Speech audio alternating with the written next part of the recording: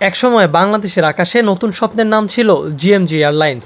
বিমান বাংলাদেশ এয়ারলাইন্সের একক আধিপত্য ভেঙে ১৯৯৮ সালের ৬ এপ্রিল অভ্যন্তরীণ রুটে প্রথম ফ্লাইট পরিচালনার মাধ্যমে যাত্রা শুরু করে দেশের প্রথম বড় বেসরকারি এই এয়ারলাইন্সটি।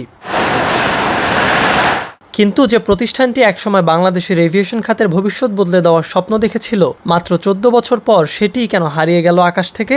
কী ছিল জিএমজির উত্থান আর পতনের পেছনের গল্প? জিএমজি ইন্ডাস্ট্রিয়াল কর্পোরেশনের হাত ধরে যাত্রা শুরু করা এই এয়ারলাইন্স খুব অল্প সময়ের মধ্যেই যাত্রীদের আস্থা অর্জন করে। আধুনিক সেবা, সময়নিষ্ঠতা এবং নতুন ধরনের ভ্রমণ অভিজ্ঞতার কারণে অভ্যন্তরীণ রুটে তৈরি হয় ব্যাপক জনপ্রিয়তা। সাফল্যের ধারাবাহিকতায় ২০০৪ সালে চট্টগ্রাম থেকে কলকাতা রুটে ফ্লাইট পরিচালনার মাধ্যমে আন্তর্জাতিক আকাশপথে প্রবেশ করে জিএমজি। এরপর ব্যাংকক, কুয়ালালামপুর, কাঠমান্ডু এবং মধ্যপ্রাচ্যের বিভিন্ন রুটে বিস্তৃত হতে থাকে তাদের নেটওয়ার্ক। জিএমজির এই উত্থান নজর কাড়ে দেশের বড় কর্পোরেট প্রতিষ্ঠানগুলোরও। ২০০৯ সালে বেক্সিমকো গ্রুপ এয়ারলাইন্সটির ৫০% শেয়ার কিনে নেয়। বড় বিনিয়োগ আর কর্পোরেট শক্তি যুক্ত হওয়ায় তখন অনেকেই মনে করেছিলেন বাংলাদেশের আকাশে তৈরি হচ্ছে নতুন এক এভিয়েশন জায়ান্ট। কিন্তু এই সাফল্যের আড়ালেই শুরু হয়েছিল পতনের বীজ।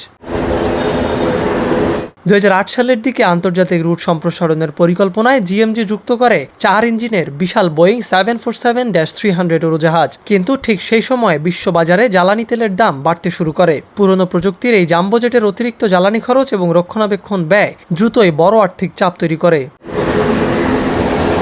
সাশ্রয়ী টুইন ইঞ্জিন উড়োজাহাজের যুগে এমন পুরনো মডেল চালানো ছিল আর্থিকভাবে মারাত্মক অলাভজনক। ফলে অতিরিক্ত খরচের ধাক্কায় লোকসান বাড়তে থাকে। ক্ষতি সামাল দিতে গিয়ে জিএমজি জড়িয়ে পড়ে বিপুল সংখ্যক ব্যাংক ঋণে। তাদের দেনার পরিমাণ এতটাই ভয়াবহ আকার ধারণ করে যে শুধু ব্যাংকের কাছে তাদের খেলাপি ঋণের পরিমাণ দাঁড়ায় প্রায় ২২৮ কোটি টাকা। এর পাশাপাশি বেবিচকের অ্যারোনটিক্যাল ও নন অ্যারোনটিক্যাল চার্জ বাবদ জিএমজির বকেয়া ৩৬০ কোটি টাকা ছাড়িয়ে যায়।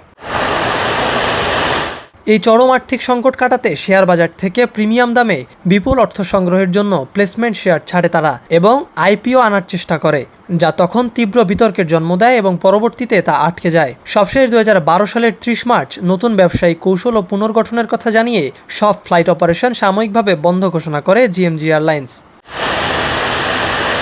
তখন বলা হয়েছিল নতুন পরিকল্পনা নিয়ে আবার আকাশে ফিরবে তারা, কিন্তু সেই সাময়িক বিরতি পরিণত হয় চূড়ান্ত বিদায়ে। শাহজালাল আন্তর্জাতিক বিমানবন্দরে পড়ে থাকা জিএমজির উড়োজাহাজগুলো ধীরে ধীরে পরিণত হয় পরিত্যক্ত ধাতব কাঠামোয়। একসময় যে এয়ারলাইন্স বাংলাদেশের বেসরকারি এভিয়েশনের নতুন যুগের সূচনা করেছিল, তার শেষ অধ্যায় লেখা হয় আর্থিক সংকট, ভুল পরিকল্পনা এবং ব্যবস্থাপনার ব্যর্থতায়।